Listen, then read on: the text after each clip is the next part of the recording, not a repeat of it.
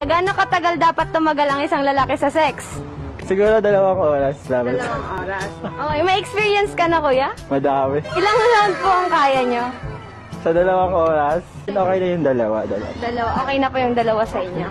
Okay, anong pakiramdam po ng nakakatagal sa sex? Sarap. Masarap. Pero nakakapagod. Nakakapagod. Okay, kuya, last question. What makes you satisfied po sa sex? Apo.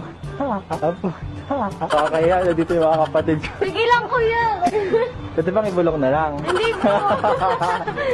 What makes me satisfied sa sex? Yung susubong... Isusubo. Isusubo yung? Yung ano... Isusubo yung? yung... yung